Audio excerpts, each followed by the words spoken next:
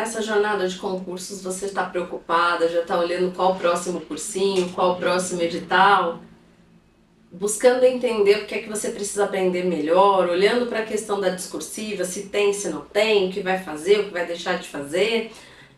Entretanto, eu te faço uma pergunta. Você já parou para olhar como estão as suas emoções nesse percurso? Já dedicou um tempo a entender se o que você está sentindo diante de toda essa jornada está tornando a sua caminhada mais leve ou mais pesada?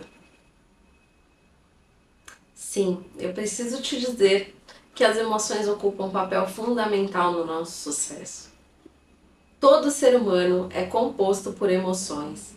E são as emoções que nos dominam, se nós não soubermos quais recursos utilizar nesses momentos, em que somos tomados por emoção e a emoção acaba drenando a nossa razão de alguma forma e tomando a frente diante de determinados percursos.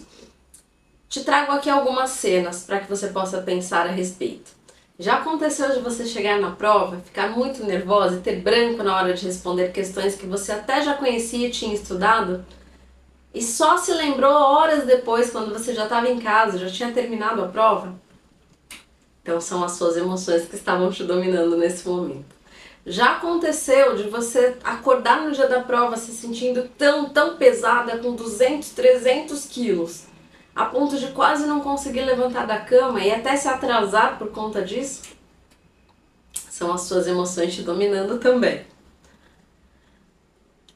No momento dos estudos, já aconteceu de você sentir uma angústia, um aperto no peito, sem saber nem de onde vinha, uma vontade de sair correndo, ou de olhar o celular, ou de desviar o foco, e de repente você já, por mais que você tivesse motivado a estudar, você se pegou olhando para o celular, ou para algo que não tivesse nada a ver, e quando viu já tinha deixado passar meia hora? E durante a sua preparação, durante os seus estudos, já houve algum momento em que você sentou para estudar e sem que você entendesse por quê, você sentiu uma angústia, um aperto no peito, uma vontade de sair correndo ou de repente olhar para outras coisas? E até chegou a ter essa ação de desviar o seu foco? Quando percebeu, passaram-se 40 minutos e você não tinha conseguido ainda estudar aquilo que você tinha se proposto? Pois é. Tenho que te dizer que são as suas emoções de novo no controle. Quando nós não entendemos os mecanismos de reequilíbrio emocional, nós somos dominados pelas nossas emoções e pelos registros emocionais que fazemos das experiências vividas. O que isso quer dizer? Que se no primeiro concurso que você foi prestar, você não se sentia tão nervosa, porque afinal de contas nunca tinha vivido essa experiência, estava tudo bem se você não passasse. Uma vez que você já foi reprovada, ou que os primeiros resultados não saíram como você esperava, você vai perceber que não vai ser tão leve assim. Que a segunda experiência já vai se tornar um pouco mais pesada.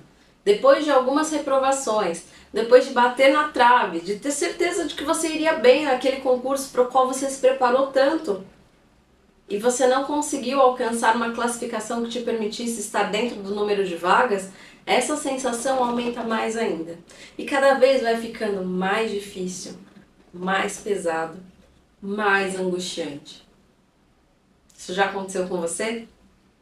Então fica comigo nessa aula, que a partir daqui você vai entender todos esses mecanismos e vai saber como agir para mudar esse cenário. Independente do quão pesado esteja nesse momento, eu posso te afirmar que a sua jornada até a aprovação pode ser muito mais leve. Posso te afirmar por meio de todas as minhas mentoradas aprovadas, que foram 100% nas últimas turmas.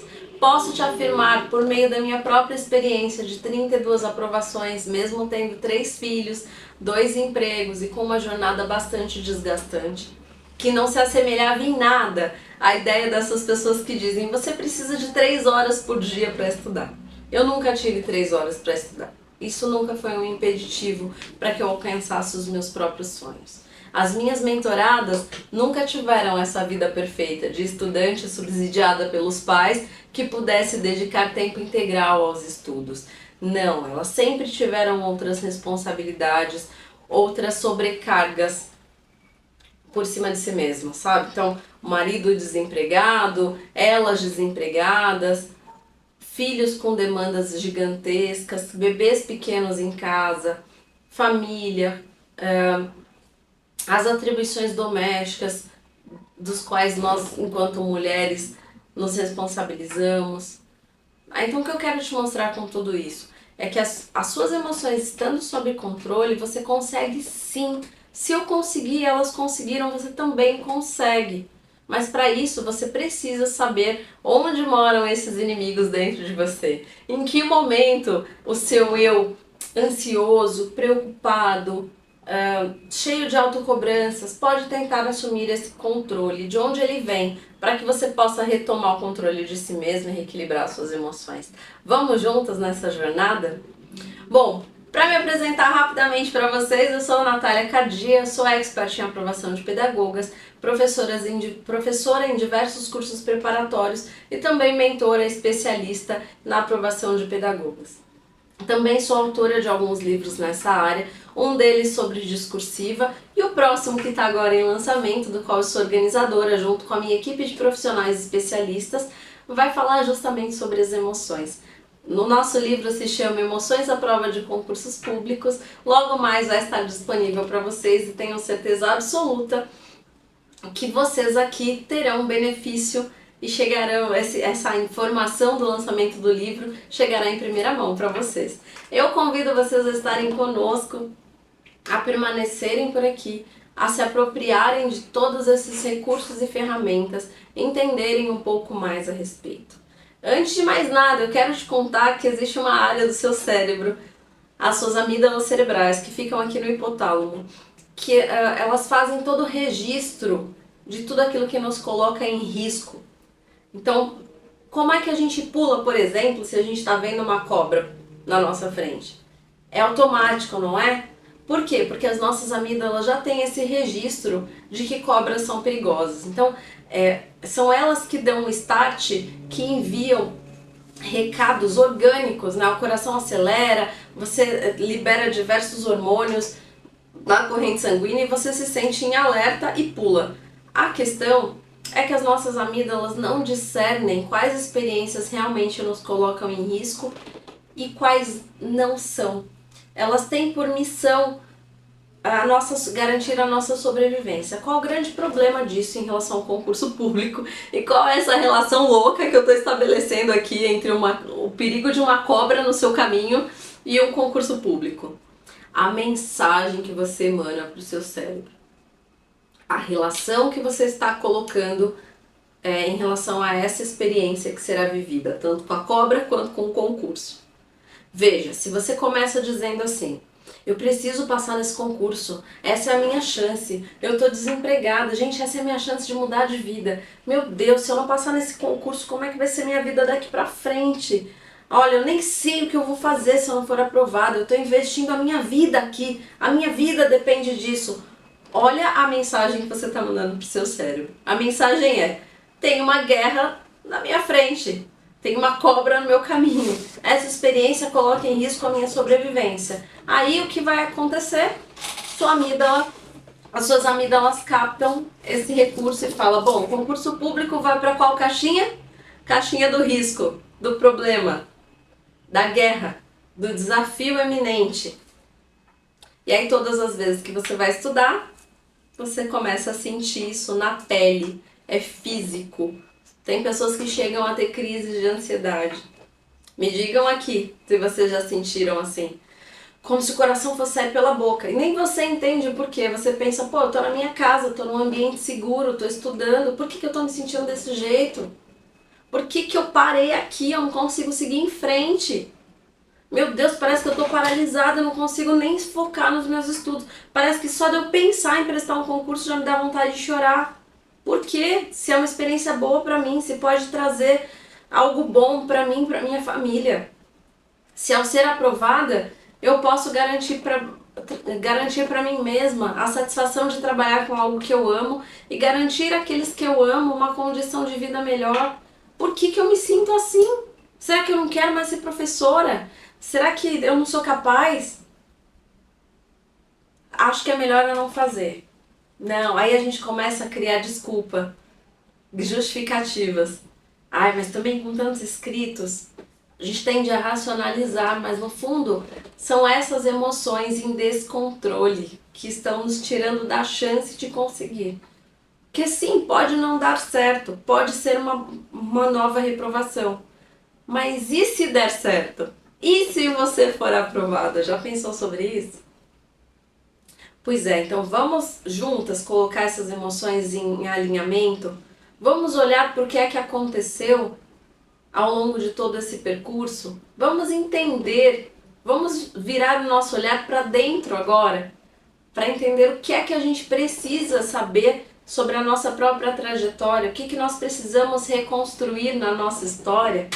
O bom da vida é que a gente sempre pode escrever um novo capítulo para a nossa própria história. A gente sempre tem à mão a borracha para apagar aquilo que não foi bacana e reescrever de uma forma diferente daqui para frente. Então eu te convido a retomar o controle, a se tornar autora novamente da sua própria vida, sem a intervenção, sem a interferência das suas emoções. Ou quando elas vierem, que você possa acolhê-las e reorganizá-las, você no controle novamente. Bora? Bom, muito bem. Agora que você já entendeu que sentir medo, sentir angústia, se sentir paralisada, fisicamente desgastada, é algo que pode estar sendo consequência das suas emoções, nós precisamos entender de onde elas vêm. Para isso, eu separei 4 histórias, ó, tá no papelzinho sem vergonha aqui, porque são histórias reais, que eu fui anotando a partir de conversas. Eu sou mentora e de conversas com mentoradas. Então, dificuldades e desafios que são reais e que aqui representam algumas pessoas, mas que também podem te representar. E é a partir desses registros que eu vou começar a construir com vocês o passo a passo de recursos que você pode utilizar para mudar essa percepção, tá? Então, voltando aqui, quais são as ligações que a gente precisa fazer? A primeira, identificar que toda emoção ela é, de alguma forma, identificada pelo cérebro. Isso é convertido num arquivo interno. O cérebro atua por padrões. Então, toda vez que você passar por uma situação em que o cérebro identifique, né, mais especificamente a área das amígdalas cerebrais, identifique que você está repetindo aquele padrão que ele já tem como arquivo, ele vai identificar como uma situação problema e vai te lançar na corrente sanguínea muitos hormônios, muitas situações, muitas representações físicas, como se fosse um alerta para tentar te tirar daquele lugar de desconforto que coloca a prova, que te coloca em risco de sobrevivência, tá? Isso é um mecanismo de sobrevivência do nosso organismo. Existe um curta da Pixar que chama Razão e Emoção, em que vai mostrando como os órgãos atuam diante dessas situações e quantas vezes isso acontece no dia de um senhorzinho. Então, por exemplo, aparece ele tomando banho e aí ele quer se divertir, quer tornar tudo mais leve. Na cabeça dele já vem a possibilidade dele estar dançando no banheiro, escorregar, cair, bater a cabeça e morrer. E aí ele para e se contém. No dia a dia isso vai acontecendo muitas vezes. Ele pensa em sair daquilo que está padronizado e aí vem aqueles, na mesma hora, o cérebro já dá aquele comando de que isso põe em risco a sobrevivência dele e aparece ele lá no caixãozinho ou algo acontecendo, ele morrendo e indo pro caixão. Bom, no final da história, ele resolve contrapor isso. Eu até vou deixar para vocês aqui na descrição do vídeo o link dessa historinha para que vocês possam assistir esse vídeo. É muito legal, vale a pena. O coração o tempo inteiro tenta mostrar para ele que vale a pena ele viver esses novos desafios, ele encarar esse desconhecido de uma forma mais leve. E a razão, né, então fica essa disputa entre o cérebro e o coração, ou seja, a razão e a emoção. A razão dizendo que ele tem que se manter naquilo que ele já está acostumado, naquele padrão que é conhecido. Para nós que somos educadores, a gente já se remete a Piaget, né, a nossa zona de conforto. Aquele lugarzinho que nós nos sentimos seguros, em que nada de novo acontece. Nada de novo para o bem e para o mal, né? Então a aprovação também não acontece nessa zona de conforto. Tudo fica mais pesado. Então, todas as vezes que você pensa em estudar de uma forma diferente para obter um resultado diferente, você acaba voltando para aquilo que é conhecido. E quando você observa, pela lógica, já dizia Albert Einstein, se você faz da mesma forma e utiliza a mesma receita, você obtém os mesmos resultados. É lógica, né? Então você precisa quebrar esses padrões, estabelecer, atualizar esses arquivos. E para isso você vai precisar sim olhar para suas emoções e reorganizar esses arquivos emocionais, o peso emocional que você dá para cada uma das suas percepções. Agora pense, essas percepções elas são construídas ao longo de uma vida inteira. Então eu vou pegar aqui a primeira das quatro histórias que eu trouxe para ilustrar para vocês. A percepção, por exemplo, é de que você não merece passar no concurso, de que você não é boa o bastante. Claro que essa mentorada, ela já está comigo há bastante tempo e ela já tem consciência desse movimento. Mas inconscientemente ela trouxe alguns exemplos do que ela faz a partir dessa percepção. E eu quero trazer isso para você porque com certeza você já fez isso em algum momento. Eu já fiz ao longo dos meus 20 anos de concurso, sem nem saber por que eu estava fazendo. Então ela trouxe um exemplo aqui de que na última prova, primeiro ela pensou em não ir. Ou em não ir. Inicialmente ela falou, não, é muita gente prestando essa prova, eu não vou conseguir. Quando ela finalmente tomou coragem, enfrentou isso e foi, quando ela chegou na prova, ela descobriu que ela tinha perdido os documentos dela. Ah, Nath, mas isso pode acontecer com qualquer um. Mas no dia da prova? Não, gente. Não é com qualquer um. Isso são mecanismos de autossabotagem. Vamos falar sobre isso? Bom, isso pode acontecer por diversas maneiras, tá? Existem diversos mecanismos de autossabotagem. São coisas que a gente faz contra a gente mesmo. Então, por exemplo, toda vez que você vai estudar, alguém está precisando de alguma coisa na sua casa e você fala, ai, tenho que ajudar, meu filho não está achando o sapato. Aí você para o que você está fazendo e vai lá. O que você está fazendo com isso? Um mecanismo de autossabotagem. Como você já parte do pressuposto de que você não merece, você não é capaz, você já coloca coisas no caminho. Você mesmo vai colocando as pedras para não ter que lidar com essa verdade que você mesmo estabeleceu, com essa crença. A gente precisa acreditar para tornar possível. Se a gente não acredita, mesmo inconscientemente, a gente vai trabalhar para que a gente não tenha que se deparar com essa frustração. Então, o que na verdade você está fazendo? Você está dando argumentos racionais para o seu cérebro. Então, quando você não passar, você vai poder dizer assim, para quem perguntar. Ai, não, não passei. Poxa, também, né? Eu tô tão sobrecarregada, eu tenho que ajudar todo mundo. Não, ninguém me ajuda, você sabe, né? Eu tenho filho pequeno, eu tenho que ajudar os meus filhos. Eles não conseguem se virar sozinhos. Poxa, e bem no dia da prova, não saí sem os documentos. Ai, me perdi, eu faço esse caminho há 10 anos, mas justo no dia da prova me perdi. Nossa, acho que era cansaço. Já viu essa cena? Comenta aqui nos comentários. Eu já vivi. Só que eu não sabia que isso tinha um nome. E não sabia que isso tinha uma função. A função... Nosso cérebro, ele sempre vai trabalhar para trazer mais. Aí você pode chamar de Deus, universo, como você quiser. Mas para te provar que aquele seu pensamento mais profundo estava certo. Alguns estudos vão chamar isso de lealdade sistêmica. Vão dizer que são realidades que foram construídas desde que você era muito pequena. Então, se você tinha alguém, por exemplo, uma mãe talvez, ou alguém que você se importasse muito, até uma professora, para vocês verem a importância de quem nós somos para as nossas crianças, do que representamos. Alguém que dizia que você não era boa o bastante, que te comparava e o outro sempre era melhor que você, então você tinha uma irmã que era muito esperta. Automaticamente alguém dizia pra você, nossa, mas você tinha que ser mais rápida, mais esperta. Lá, sua irmã já terminou. Você tava sempre um passo pra trás. Você vai sempre achando que você não é boa o suficiente. Você cresceu com essa ideia. Então, por mais que você tente afirmar, ou que alguém te diga hoje que você é sim boa, que você é capaz, que você dá conta, lá no fundo você não acredita nisso. E aí o seu cérebro não vai trabalhar pelo que está da boca para fora. Ele vai trabalhar para as verdades que estão estabelecidas do coração para dentro. Então só quando você conseguir olhar para isso e ressignificar verdadeiramente é que você consegue mudar esse padrão e colocar outro no lugar. Caso contrário, eu sinto te dizer, mas você vai continuar perdendo o documento, priorizando todo mundo menos o seu estudo. Por quê? Lá no fundo você não tem permissão interna. O sucesso é um ato de permissão.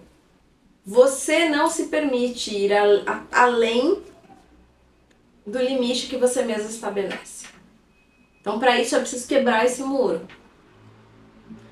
Tem um trabalho de cura pela frente, de restauração de padrões, de quebra de paradigmas, ou como os coaches costumam chamar, de crenças limitantes.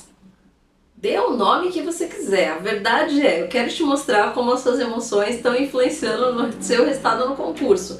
E eu quero que você mude, identifique esses padrões, quebre esses padrões, comece a perceber o quanto você é capaz de ir longe para que você desbloqueie isso e siga em frente. Depois disso, não tem quem te pare, eu posso te assegurar. Eu já vi muitas histórias que começaram assim, que mudaram ao longo do caminho, eu quero que a sua seja a próxima.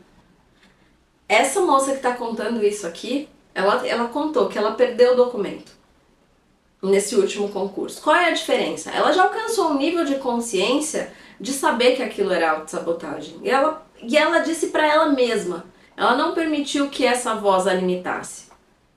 Ela gritou para ela mesma que ela podia ir em frente. Ela estabeleceu naquele momento uma nova decisão, quebrou um padrão e disse, olha, tudo bem, eu tô sem os documentos, ok, como é que eu posso resolver isso? O que eu posso usar de comprovante de identidade? Beleza, vou fazer essa prova, depois eu resolvo os documentos.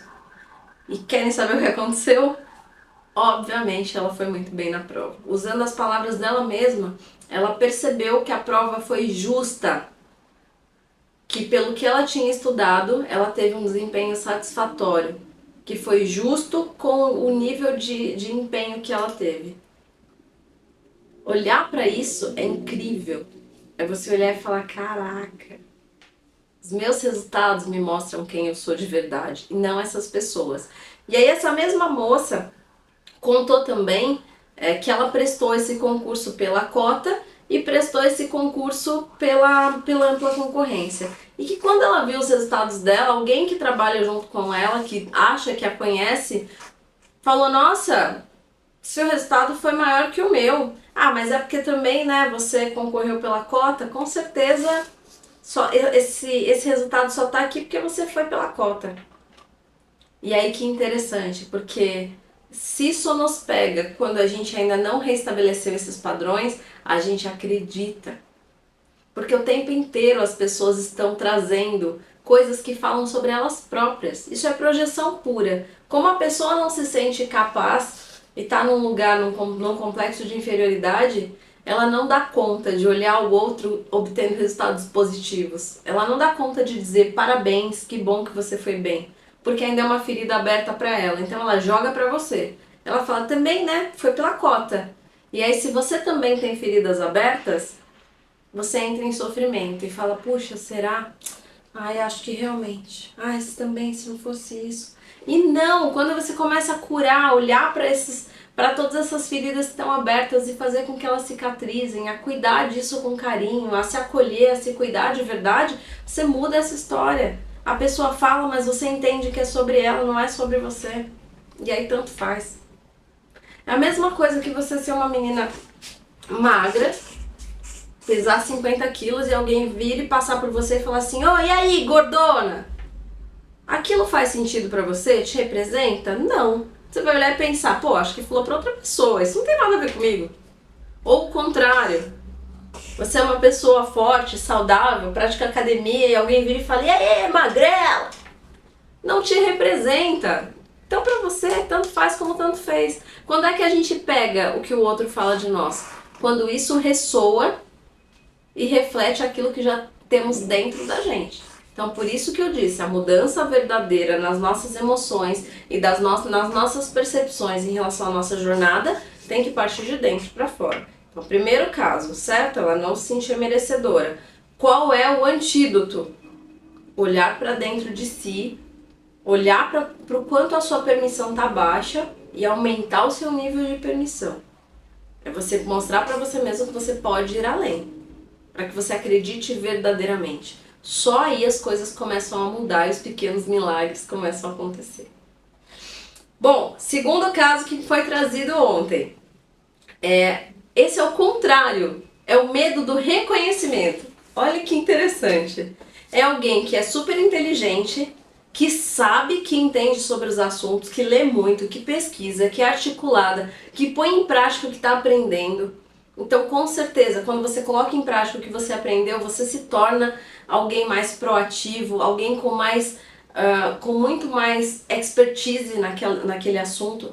Bom, e aí ela diz que ela trava e ela se cala. E que ela tem medo de passar no concurso e das pessoas saberem que ela é inteligente. Olha que loucura. Que loucura, eu digo, no nosso contexto, né? Com certeza também tem alguns de vocês que se identificam com essa situação. Você já teve medo das pessoas criarem altas expectativas sobre você e você não dá conta? Então você não mostra que você é capaz para que o outro não espere muito de você? Vamos falar sobre isso agora? Bom, o que acontece aqui é o processo contrário. De um modo geral, quando a gente tem medo de que o outro tenha altas expectativas em relação a nós, isso pode ser um indicativo de muitas coisas que podem ter acontecido no nosso caminho. Então, ou você é alguém que já se cobra muito, e como você se cobra muito, o outro também ter altas expectativas sobre você te traria um peso que você não daria conta. E aí quando você vai prestar concurso, por exemplo, você não conta pra ninguém, porque imagina se alguém vier te perguntar do resultado. E se você não for tão boa? E se a sua classificação não for tão legal? Ah, e se não der certo? Calma que eu tô deixando a pior situação pro final, hein? Que é quando a gente acredita, não tem o resultado que deseja e trava de uma vez. Fica comigo aqui, se essa situação não te representa, vamos juntas até aquela que faz sentido para você. Eu procurei aqui ilustrar 4 situações de 4 estágios diferentes. Até o estágio que eu acho mais gritante, mais urgente, que é o estado do luto eminente, tá? Então, nessa daqui, ainda é um estado de autocobrança. É alguém que provavelmente tenha desenvolvido em si o perfeccionismo. De onde vem? De onde pode ter vindo isso? Claro que a gente precisa olhar para a nossa história, tá? E que o que eu estou trazendo aqui é aquilo que pode te dar pistas do que está acontecendo. Por isso eu tenho nos programas de mentoria especialistas que olham individualmente para cada situação e te orientam individualmente. Mas aqui eu já quero que você saia com pistas. Se não é essa situação, qual é? Às vezes eu te dou um exemplo que não é o seu, mas que te transporta para algo que aconteceu, porque você está se dispondo a olhar para a sua própria história. Então vamos seguir aqui a linha de raciocínio, hein? Acompanha comigo essa construção. Já me conta, você se identificou com alguma coisa? Você se cobra demais? Se você se cobra, o que você teve que dar conta na sua família? Que lugar você ocupou diante dos seus pais? Da sua mãe, talvez, do seu pai? Em algum momento você teve que ser responsável por eles? Ou você teve medo de se tornar um problema porque a vida dele já estava tão complexa que você precisou ser a menininha perfeita, a boazinha, que não dá trabalho? Porque a vida daqueles que deveriam cuidar de nós já é tão caótica que parece que não tem mais lugar para problemas. Então a gente quer se tornar a solução. E aí para de se dar o direito de errar. Já se viu nesse lugar? Eu tô falando de pais aqui porque é a relação mais próxima, tá? Mas entenda também pessoas que você admira, que são importantes pra você. Já pensou sobre isso? Pois é. De novo, nós voltamos para o mesmo lugar. Quando é que você muda essa história? Quando você se permitir entender de onde isso parte e começar a negociar com você mesmo.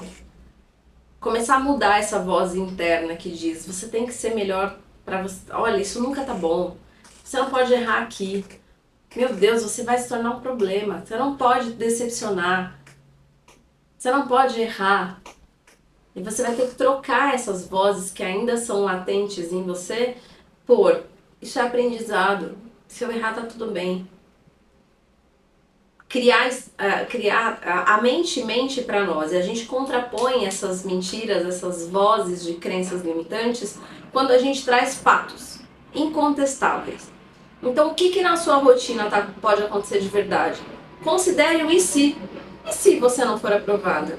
E se a outra pessoa criar uma expectativa? Se a outra pessoa criar uma expectativa que você não dá conta de atender? A expectativa é sua, é dela. Quem vai ter que lidar com isso? Você ou ela?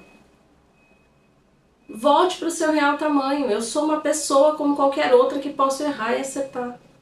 Que estou fazendo o meu melhor. Sabe situações assim? Existe um elefante branco na sala. Não dá para negar que ele está ali. Só vai deixar de ser um problema quando você assumir para o visitante, olha, tem um elefante na sala. Trazendo para esse contexto da autocobrança, é já dizer para o outro, olha, estou fazendo esse concurso sim, pode ser que eu me dê bem, torça por mim, mas pode ser que não dê. Se não der, eu vou fazer outros. E eu vou até passar. Então não se preocupa, quando der certo eu te conto. E acabou a história. Ou, olha, não é só porque eu passei em um concurso que agora você vai se sentir no direito de me cobrar que eu seja perfeita em tudo, hein? Eu também erro. Ou se for no seu serviço, poxa, você é muito inteligente. Realmente, nessa situação aqui, eu agi muito bem. Mas não acredite que eu sou boa em tudo, nós somos complementares. Tem situações em que com certeza você seria melhor do que eu, por isso a gente se completa. Nivela, e é dizer isso em voz alta para o outro, dizer, reafirmar para você mesma. Quando você sentir que você está pesando a mão, que você está dizendo para você mesmo, você não pode errar, confronte isso e diga, eu posso sim, eu estou aprendendo. Se eu não passar nesse concurso, tá tudo bem, eu vou olhar o que eu ainda não sei, ainda é uma palavra maravilhosa. O que eu ainda não sei, mas vou me dispor a aprender. Comece a jogar sua perseverança a seu favor, você merece. Aos demais você pode dizer, sinto muito, eu vou realmente te decepcionar, não sou perfeita. Nem pra mim mesma, imagina quanto mais pra você. Eu nem sei qual a sua expectativa, como é que eu vou atender. Isso vale pra todas as pessoas. Você não precisa sair declarando isso pro mundo. Mas olhe pra pessoa, dê um sorriso e pense mentalmente. Não estou aqui pra te agradar. Farei o meu melhor, talvez não seja o seu. Vida que segue. Vá reorganizando esses arquivos, vá mandando novas mensagens para o nosso cérebro, vá atualizando os padrões que te prendem, vá cortando essas amarras, vá trazendo essas respostas, considere o que de pior pode acontecer, qual o pior cenário? Você não passar no concurso? Beleza, e se você não passar? Qual é o próximo? Na medida em que você tem essa resposta, sua mente não consegue mais mentir para você. Que você olha e confronta com fatos. Ok, se eu não passar. Se eu não passar, vou fazer outro concurso, tem o próximo. Se eu não passar, vou tentar o próximo de PEIF, vou tentar o de PEI, vou tentar o do município vizinho. Vou fazer de novo, pelo menos eu vou ter a prova na mão, já vou entender melhor a banca. Vou me inscrever na mentoria. Vou continuar fazendo parte do clube, vou me dedicar para conhecer mais os autores. Vou sugerir que seja trabalhado o autor tal, que é um que eu não consigo entender sozinha. Crie recursos práticos. A gente consegue tudo que... Pensa no seguinte, depressão, tristeza vem do passado. Sempre, o que já foi. O que já foi me entristece, porque eu conheço aquele lugar de sofrimento. Então eu fico voltando pra lá. Mas no último concurso, esperavam tanto de mim, eu fui tão mal, me senti tão humilhada. Já foi. Outra experiência é outra experiência. Então volta pro presente. É no presente que as coisas acontecem. No passado você se deprime porque você não tem mais o que fazer, já foi. E quando você projeta para o futuro, você entra em sofrimento por ansiedade. Ansiedade é excesso de pensamento no futuro. Mas o que vai acontecer? Mas e se cair tal autor e eu não estudei ainda? Mas eu não consegui participar da aula ao vivo? Ai meu Deus, mas aquele cursinho não foi tão bom quanto eu esperava. Ah, e agora? O que eu vou fazer? Que cursinho eu vou comprar? Ah, vou comprar mais um e mais outro. Ah, mas não estou conseguindo assistir. Ah, mas minha família... Percebe? Excesso de preocupação no futuro. Então olhe para o hoje. Essa é a melhor alternativa que você tem. No hoje, o que você pode fazer? É assim que você deixa de ter medo da expectativa do outro. A expectativa do outro passa a ser do outro e você lida só com seus próprios sonhos e com seus planos para alcançá-lo. Vamos para a terceira situação?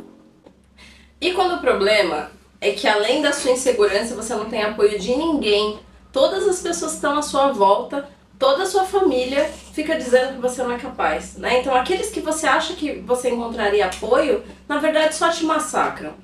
Você fala que você vai fazer um concurso, seu marido olha com aquela risadinha irônica e fala: você vai gastar dinheiro com a inscrição? Aí de novo, você lembra que nos últimos você não passou, né? Ou vem aquela tia e fala: sério que você acredita nisso? Iludida. Concurso é só para arrecadar dinheiro, a gente sabe disso, esse município nunca chama ninguém. Ai, de novo vem a outra pessoa, o vizinho, sempre aparece um abençoado, é inacreditável. Pra falar: nossa, sério? Você não desistiu disso ainda? Tá bom, se você acredita, vai lá. E aquela risada que você tem vontade de... Eu não sei vocês, mas eu só me imaginava pegando a pessoa pelo pescoço e chacoalhando assim, ó, igual a gente faz com frango de borracha no carnaval. Porque eu sempre fico pensando: cara, não tem nada de bom pra falar, fica quieto. E aí vem um outro problema. Aí quando as pessoas só ficam quietas, não te apoiam em nada. Quando você fala: vou estudar, e aí a sua família inteira parece que você não falou nada. Um passa e faz barulho, né? Assim, não é dito, mas as atitudes te dão um indicativo de que aquilo não faz sentido nenhum. De que aquele plano pra eles tanto faz. Você tá estudando, a gente passa gritando, o outro entra no quarto, o outro grita por ajuda, o marido pergunta da comida, não pergunta nem se você tá bem ou se tá mal. Ou as esposas, né? Eu tô falando aqui porque a maioria geralmente é mulher, mas isso vale pro contrário também. Pô, quantos professores aí querendo realmente ser concursados para poderem ser o provedor das suas famílias e não encontram esse apoio? Aí também é um dos motivos pelos quais a gente para. Tem hora que você fala: não é possível, eu já não acredito em mim, eu já tenho dúvida se eu dou conta. E sem apoio nenhum, aí você tem dois caminhos, tenho que te dizer. O primeiro deles é: a camiseta da culpa tá com você, você dá pra quem você quiser, não é mesmo? Você pega e entrega e começa a xingar seu marido e fala: tá vendo? Se não fosse você, se você me apoiasse, faltou 2 pontos pra eu conseguir. Isso daqui eu só não consegui porque você não me apoiou, não me ajudou a cuidar das crianças. E o cara com o olho regalado desse tamanho. Tudo que você juntou de raiva, taca pra cima dele. Tá. Só que isso não muda a sua realidade. Pelo contrário. Isso só te faz sentir mais sozinho. Segundo caminho, já que a gente está falando de caminhos mais leves, não de caminhos mais comuns. O mais comum é isso acontecer. O problema são os outros, o problema é a sobrecarga, o problema é que eu não tinha dinheiro para pagar cursinho, o problema é que ninguém me apoiou. Também, se meu marido me apoiasse, me ajudasse a pagar o cursinho. Também, se minha mãe ficasse com as crianças para estudar, se eu tivesse uma rede de apoio. Também se. A gente pode achar motivos para tudo que a gente quiser nessa vida, para as coisas não acontecerem. O segundo caminho, que eu gosto mais, acho mais leve, embora às vezes ele pareça mais pesado, mas ele não é, o resultado final é sempre melhor, é você parar e olhar e pensar: o que me acontece é responsabilidade minha, não é dos outros. É começar a parar de se sentir a vítima e se colocar no lugar de responsável.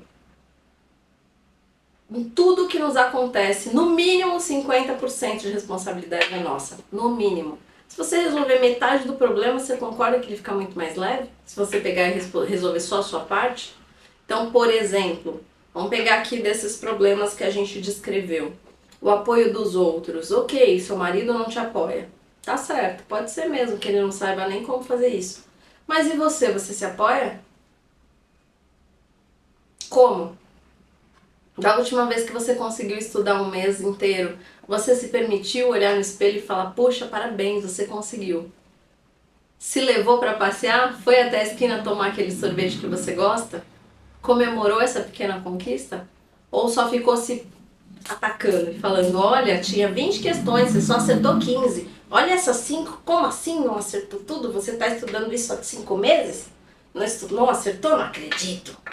Como assim? Prestou o concurso, faltou 2. Pô, mas acertou 48. E essas 48 não tem valor? Essa conquista no processo, ela não tem valor? E aí você vai me dizer que você se apoia? Se você não consegue olhar para a parte boa do que tem em você, dos seus próprios avanços, como é que você quer que os outros enxerguem? Aí eu vou te contar mais uma dura verdade, mas que eu preciso que você olhe. Essa falta de apoio que você sente é mais uma projeção. Não é a falta de apoio do outro. Ele só é um reflexo do quanto você não se apoia.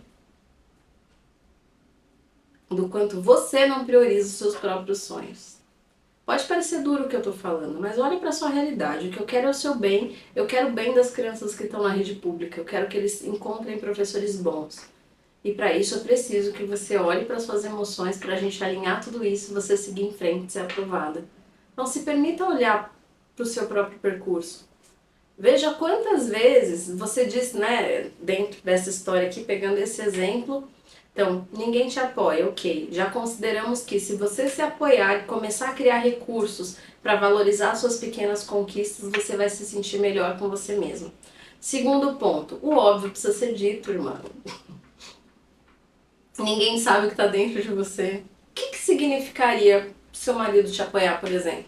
É ele ficar com as crianças? Beleza, que tal você dizer isso pra ele? Você já disse? Ah, mas ele sabe. Como que sabe? Tem bola de cristal? Não tem. Tá óbvio pra você. Se você disser pra ele, meu amor, seja específica.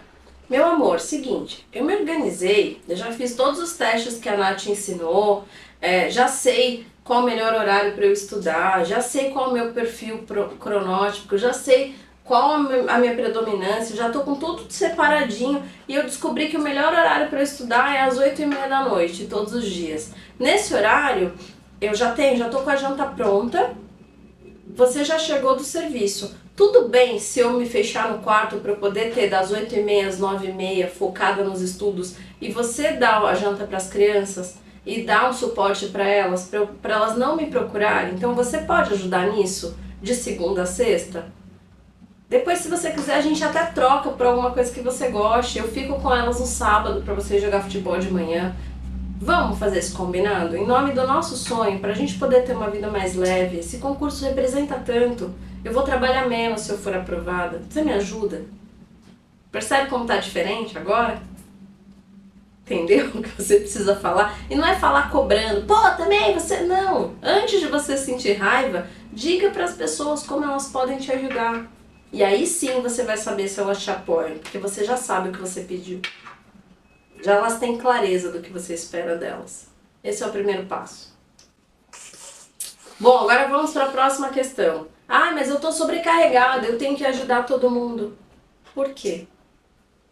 Eu vou te dizer uma coisa que eu aprendi há algum tempo atrás e quando eu ouvi, doeu no fundo da minha alma. Foi como se tivessem me acertado com uma flecha, uma faca. Me disseram assim: todo ajudador é arrogante. Você ajuda porque você quer. E eu dizendo, não, mas eles precisam de mim, meus filhos são pequenos, meu esposo não dá conta, minha mãe, coitada, sem mim ela não sobrevive.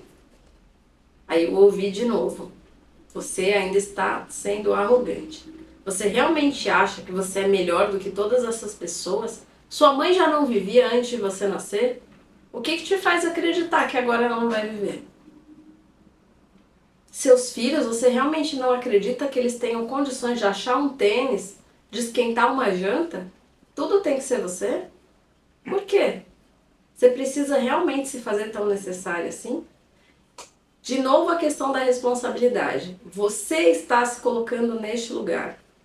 Ao invés de fazer pelo seu filho, de ir lá esquentar comida para ele, por que da próxima vez você não ensina ele a mexer no micro-ondas e a esquentar o prato? A mexer no fogão, a ligar o fogão e esquentar as panelas? Você vai ter um pouco mais de trabalho uma única vez, mas você vai estar dando asas para os outros voarem. E não tenha medo. Eu sei que isso pode parecer assustador, que na primeira vez talvez nem vai ficar do seu jeito, não vai ficar como você gosta. Se seu marido arrumar a sala, não vai. As almofadas não vão ficar do jeitinho que você faria. Releve. Pense quais são as suas verdadeiras prioridades. Tudo sob seu controle, tudo do seu jeito ou seus sonhos sendo alcançados? Você está em que lista nessa prioridade? As almofadas são mais importantes que você? Deixa ele arrumar as almofadas do jeito que ele puder, que ele souber. Da próxima vez você dá uma diquinha. Agradece pela ajuda. agradece pela parceria, torna isso um sonho de família, começa a fazer planos. Que viagem vocês vão fazer para comemorar sua aprovação? Deixa eles participarem desse sonho. Aí você vai perceber que você nunca esteve sozinho. Sempre tem alguém próximo de você. Mesmo que a presença seja no coração.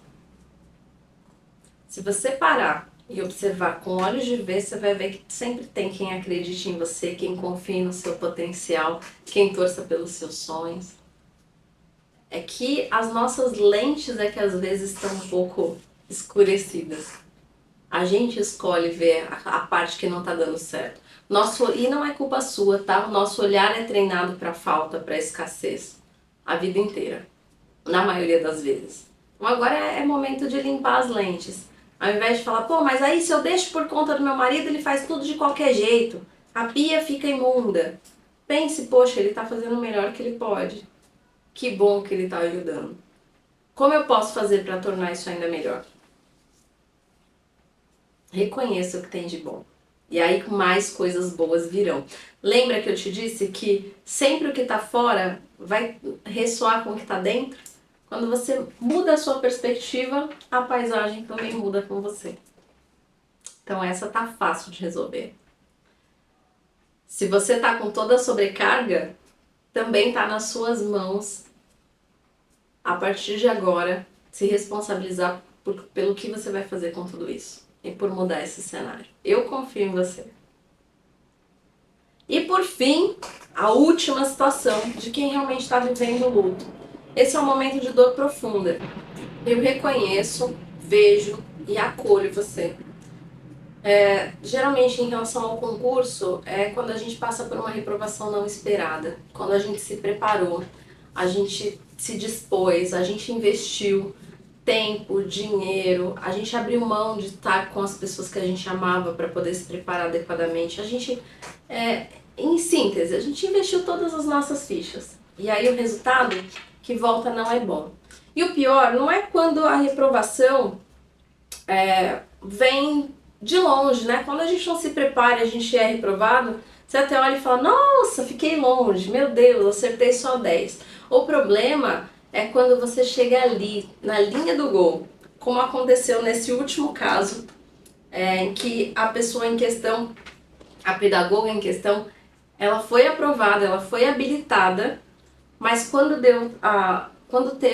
as pessoas começaram a entrar com recurso e começaram a passar na frente dela, ela estava numa linha muito tênue entre os habilitados que teriam as provas corrigidas, porque tinham o número máximo, e aqueles que não teriam. E ela ficou habilitada, mas não classificada para a próxima fase. Por pouquíssimas pessoas. Então, para ela teve a frustração dupla. A de acreditar que ela tinha chegado lá, de ter comemorado que ela iria para a próxima fase e dias depois perceber que esse sonho foi pelo ralo. Isso é muito duro. Eu já vivi isso na minha vida e eu não desejo para ninguém.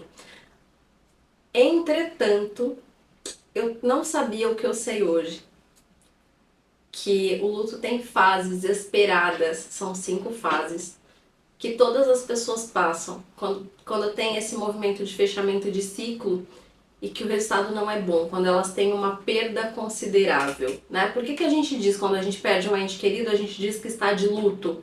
Porque a gente perdeu algo que a gente acreditava, amava. Junto com o ente querido foi toda uma história, foi toda uma construção, uma presença de algo que a gente gostava muito.